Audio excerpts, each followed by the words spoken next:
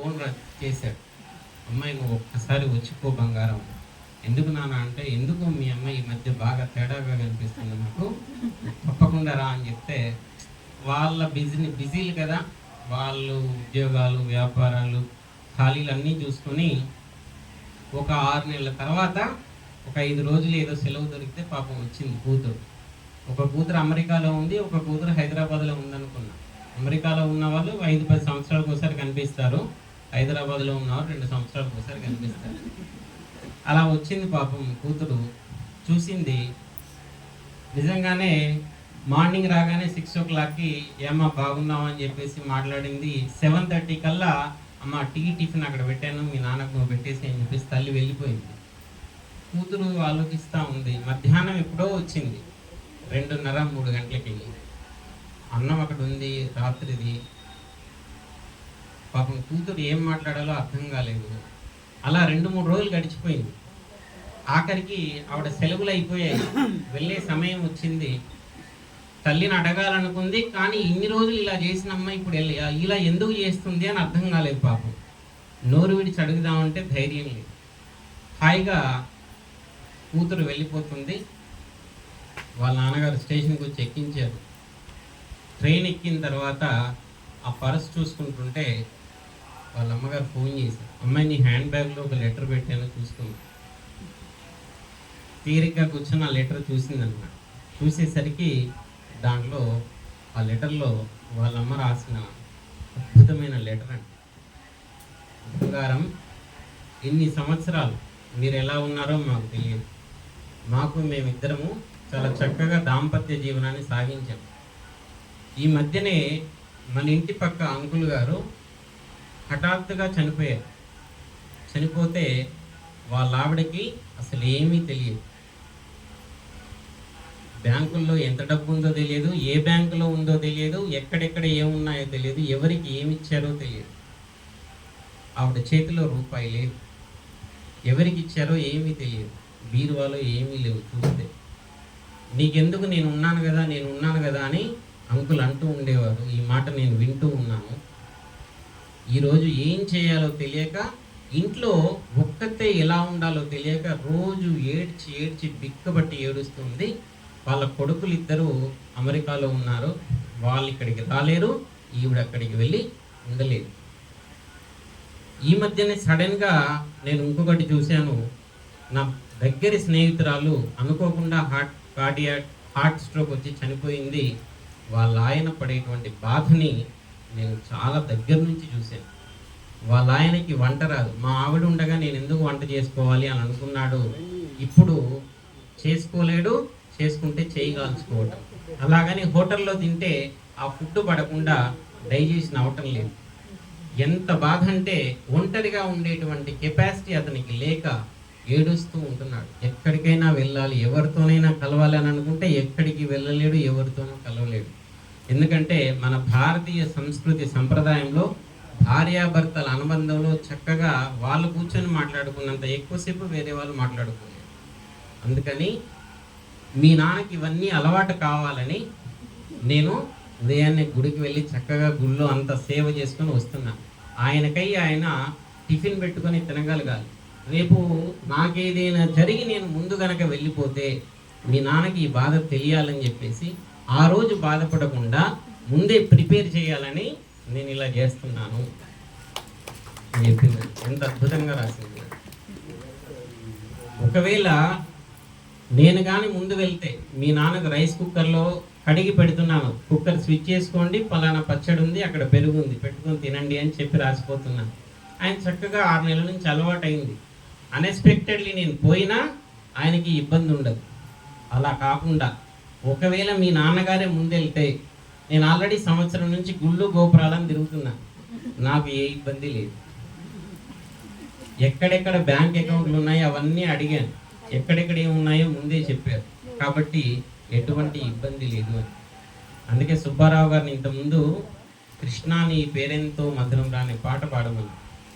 అందులో నాడు ఒంటరిని, నేడు ఒంటరిని, రేపు ఒంటరిని కృష్ణ, నాకెవరు లేరురా కృష్ణ, నీవే దిక్కుర కృష్ణ.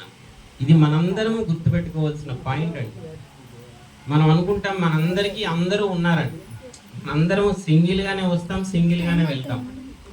కాబట్టి గుర్తుపెట్టుకోవాల్సింది ఏంటంటే, నాడు ఒంటరిని, నేడు ఒంటరిని, రేపు ఒంటరిని కృష్ణ. మనం ఎప్పుడూ ఒంటరి వాళ్ళం. ఈ ఒంటరితనం అనేటువంటిది గుర్తుపెట్టుకొని మనం కానీ ప్రయాణం చేస్తే అసలు మనంత తృప్తిగా, ఆనందంగా, సంతృప్తిగా ఈ ప్రపంచంలో ఏ ఒక్క వ్యక్తి జీవించలేడు. కానీ మన మనసు ఏం కోరుకుంటుందంటే, మనతో కబుర్లు చెప్పడానికి ఇంకొక వ్యక్తి కావాలి. వాళ్ళు లేకపోతే మనకి వెంటనే పిచ్చిలేసినట్టు అవుతుంది, కొంచెం మైండ్ ఒక రకంగా మొద్దుబారిపోతుంది. అందుకని ఈ దాంపత్య జీవితంలో సడన్గా ఏదైనా జరిగితే ఒక వ్యక్తి ఇబ్బంది పడేది దేనికంటే ఇదే. తనకేం చేయాలనో తెలియదు. మార్నింగ్ లేచేసరికి పాపం అమ్మగారు ఉంటే చక్కగా వాళ్ళు వాకింగ్ వెళ్ళేసి వచ్చేసరికి టీయో కాఫీయో ఇస్తుంది. సమయానికి ఆయన ఏదో కబుర్లు చెప్పుకొని పేపర్ చదివి అంత స్నానం చేసి వచ్చేసరికి 9 కల్లా టిఫిన్ చేసి పెడుతుంది. ఏం తెలుస్తుంది? అందుకని ప్రతి ఒక్కరూ కూడా ఒంటరితనాన్ని అనుభవించడానికి నేర్చుకోవాలి.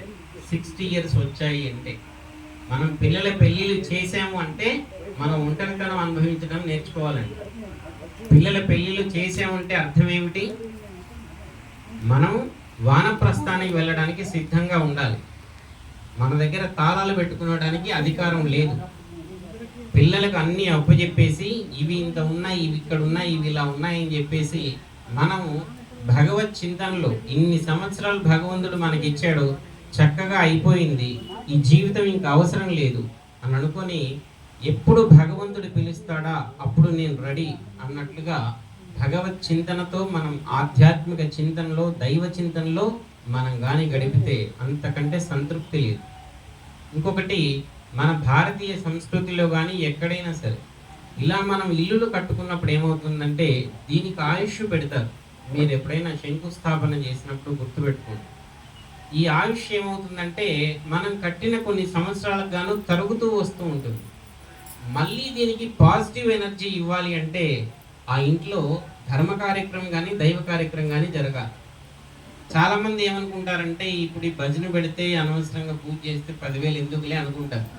ఒక్కసారి షాపింగ్ మాల్కి వెళ్లకుండా ఉంటే సరిపోతుందండి.